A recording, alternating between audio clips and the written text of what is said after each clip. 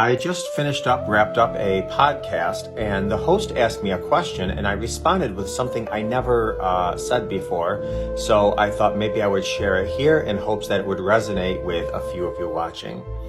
You know, affairs are very rarely, if ever, sought. This is what I said on the podcast. I said, if you decide to go out for a drink after work, it's because, you're getting something out of it. And your agenda is just to enjoy a nice drink. That's it. Then you go out and you have a sip and, it's interesting, whatever. It's not going to lead to anything. You're just having a drink of whatever it is you're drinking.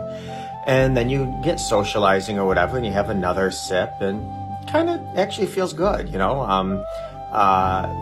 then you have another drink and then before you know it, a buzz sets in and you're kind of like, whoa, it's I like this. I'm getting kind of loose, and nobody's getting hurt. I'm at a bar, I'm having a drink, nobody's gonna get hurt. Then your inhibitions kind of, decrease and you drink a little more and you drink a little more. And next thing you know, you're kind of at that point of no return. You go to stand up and you're like, whoa, the room is spinning. But nobody gets hurt. I'm just going to go to the bathroom, come back, whatever. You sit down and you order another drink. Next thing you know, before long, you've drank so much that you black out, possibly go to drive home and get into a crash and you injure some people, and so forth. And the reason I say this analogy is because I thought it was a little bit, not exactly, obviously, like affairs. Nobody ever goes out and seeks an affair. Well, very, very few, should I say, seeks an affair. It's, you maybe something is very, very harmless at first. It's like taking that first sip and nobody's going to get hurt. It's just, very harmless. You're liking somebody's picture, whatever. Then before you know it, you get that feeling of liking somebody's picture, or you get that feeling of talking to that coworker, or that, validation or what have you. And next thing you're repeating that behavior, telling yourself nobody gets hurt. It's just simple talk. That's it. And then before you know it, the buzz happens, and that is the dopamine that kind of falls from the beginning of an affair. And it's like, okay, still nobody gets hurt. I'm just feeling good. I'm getting validated. I'm kind of, distracting myself. I'm numbing myself. I'm, whatever the case may be that's happening in your life, that, the reason why you're, slowly enjoying the benefits of this, the initial feelings of what you're doing. And then before you know it, you get into this, state of no return, which is the drunk stage, equivalent to the drinking in the affair. It's like, you found yourself, almost in that state of affair fog limerence where, you really, really, really enjoy the validation.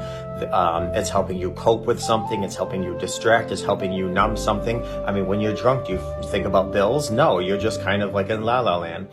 And then next thing you know, just like when you're drunk, things happen, and obviously there's things that are said and things that are done, which you cannot take back, similar to the car accident with drinking.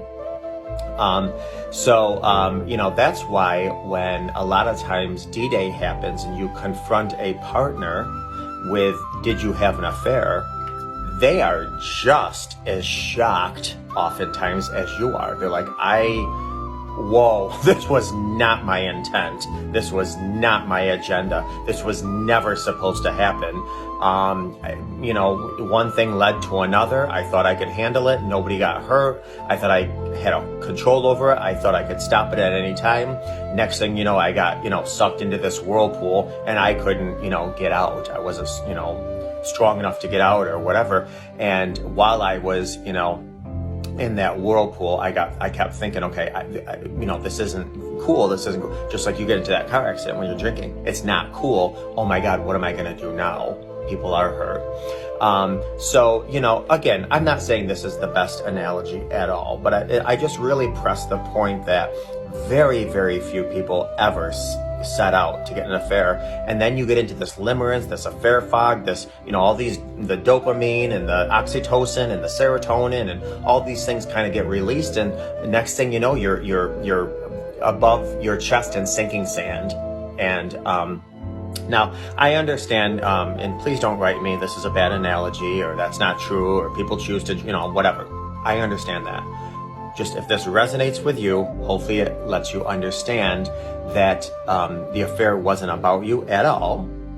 And the affair, again, 99.9% of the time was never meant to happen. And that's why when you confront a spouse with an affair, and especially when they get out of affair fog and they get out of limerence and they're kind of doing that deep dive into the why, they're just as disappointed often in themselves, more so than you're disappointed in them. Now, pride maybe won't let them, state that or share that or be open about that.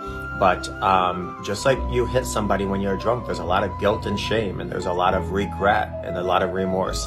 There's all of that after an affair is discovered. Now, maybe people don't share that with you, and they should, because that would help you heal after the affair.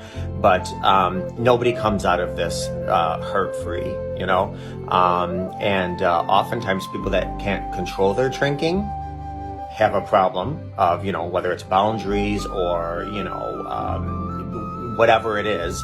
And it's the same thing with affairs. They have some weaknesses and some injuries and some boundary issues and whatever. So again, not the best analogy by any means, but this is going to resonate with someone. And I hope that someone is you.